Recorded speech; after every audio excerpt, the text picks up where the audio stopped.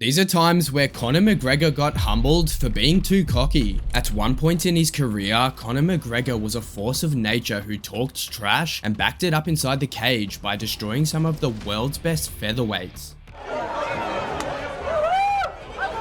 That's it, that's good. Smiling. He slapped him. Conor McGregor is the new UFC featherweight champion of the world. But then he started to bite off more than he could chew, and his cockiness started to get punished badly, one step at a time. The first time it happened was against Nate Diaz in 2016. Hey, I'm not surprised, motherfuckers.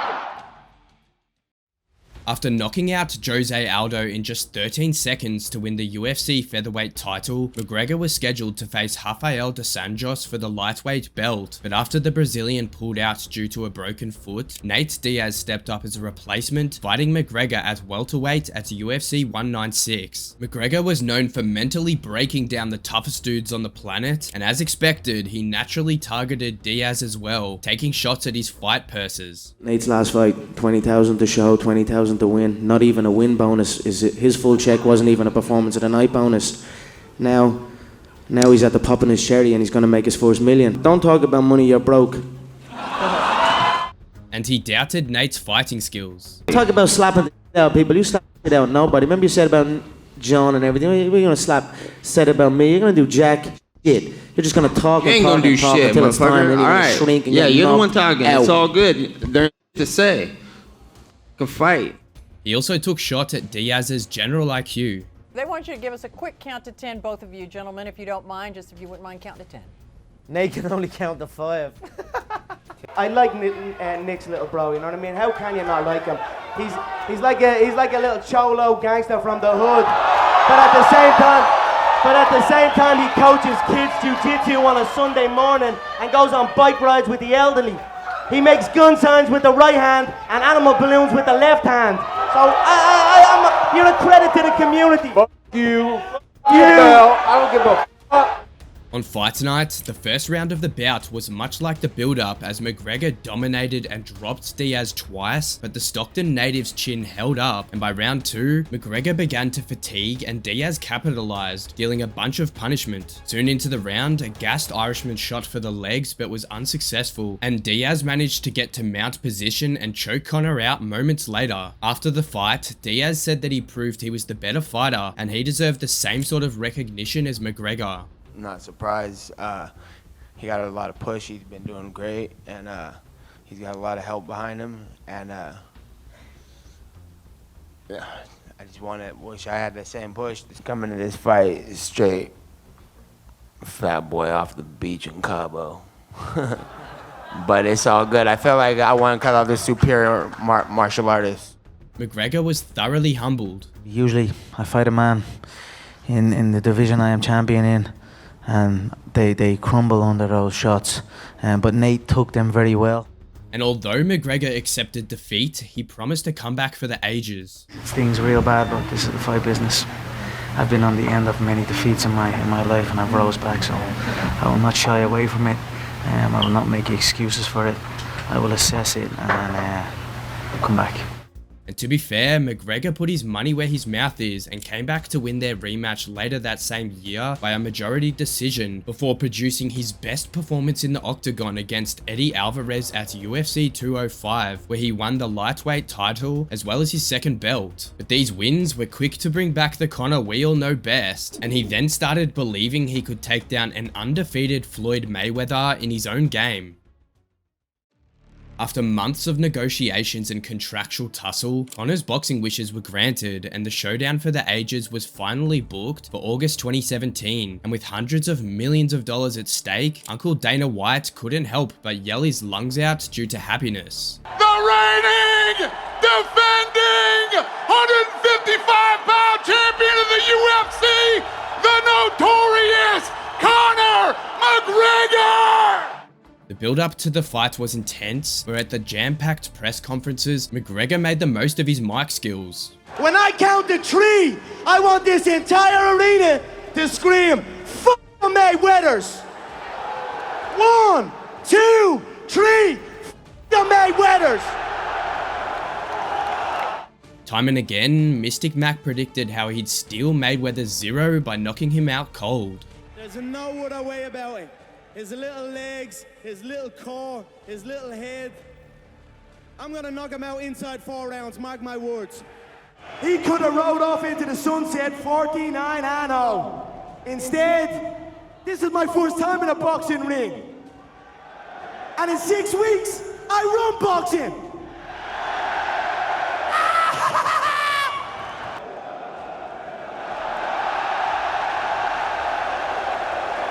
Do some slap head. Do a little slap head. Step up or going, son. Step up and we're going. Good kid, good kid. It was easier said than done, however. McGregor started off with a bang, pushing the pace and putting Mayweather on the ropes in the first 3 rounds, but just like when he faced Nate Diaz at UFC 196, he gassed out after a fast start and Mayweather took over. In round 10, Mayweather went in on a fatigued McGregor and the fight was stopped by the referee, giving Mayweather the win by TKO, and this would bring McGregor's second career humbling. I thought Floyd was phenomenal in there, very composed, very select with his shots. And that's it, we live and we learn. Well, unfortunately for McGregor, he didn't learn his lesson and would soon be finding himself in both the biggest and the darkest fight and humbling of his career. And this brings us to the historical UFC 229 face-off between McGregor and Khabib Nurmagomedov.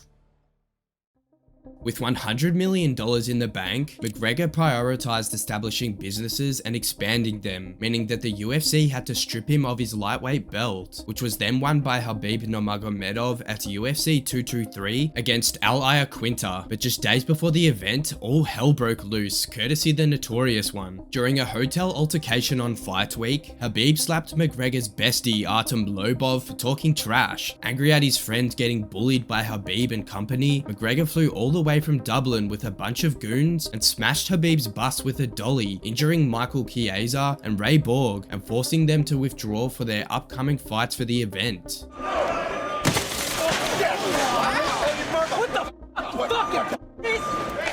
Dana White was furious. I think everybody's going to be pretty disgusted with Conor McGregor right now. You know, listen, you don't like Khabib and you don't like what happened or whatever, then fight Khabib. You can come in here and you can do it legally. Shit, this fight's happening Saturday. We could have talked and made the Khabib fight right after. You could do whatever you wanted to Khabib within the limits of the rules of you know, fighting.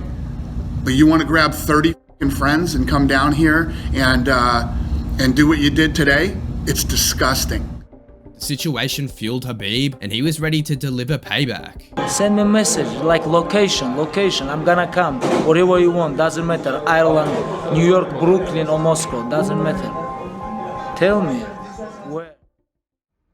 A few months later, Dana ironically used the disgusting footage in the UFC 229 promo announcing the grudge match between McGregor and Khabib. The build-up was nasty, with McGregor spewing venom against Khabib's family and friends. Khabib's father, lick fucking Houlihan, posts a picture of Kadyrov at this mosque, and Khabib's father posts a picture up, and the caption is "Together we are stronger."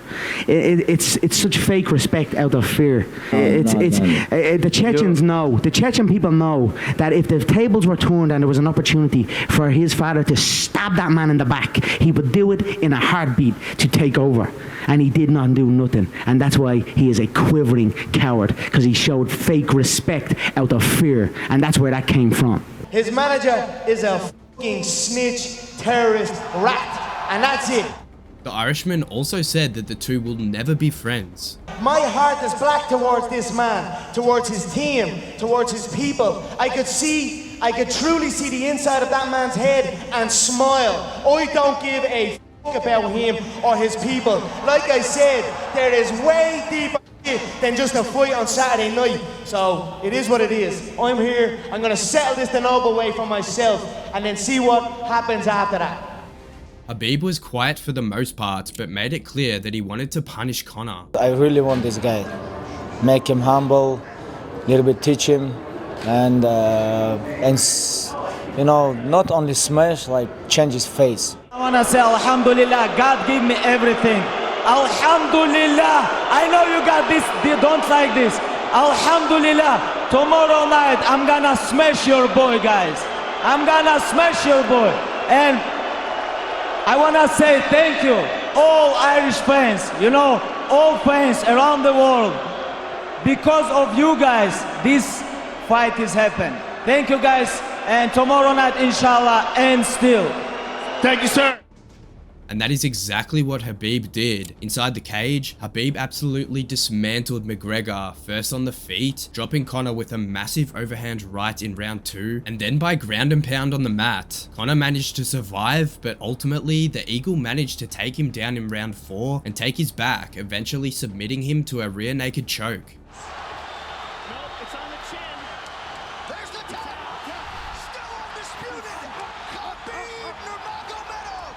Immediately after the fight, Khabib jumped out of the cage to dropkick Dylan Dennis, McGregor's teammate who had said personal things about the Dagestani as well. The attack led to the biggest brawl in UFC history, and Khabib's team even jumped into the octagon and attacked Conor. What happened? Somebody took his...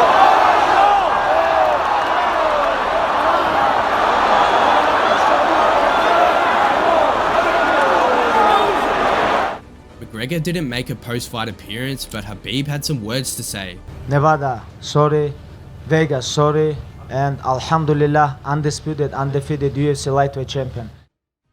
McGregor was so badly humbled by Khabib that he turned into a super nice guy when he returned to the cage 2 years later to face Donald Cerrone. That's one hell of a coat, Donald. My God. I gotta give credit where credit is due. You know what I mean? I don't know whether you've outdone me. I've got lions on the inside of my baby here, you know what I mean? But that's a damn good coat, brother.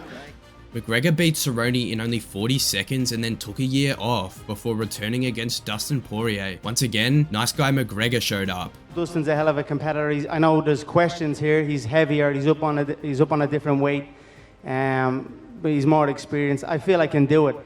McGregor knocked out Dustin in their first fights years before, but this time Poirier got his revenge and knocked McGregor out cold in the second round.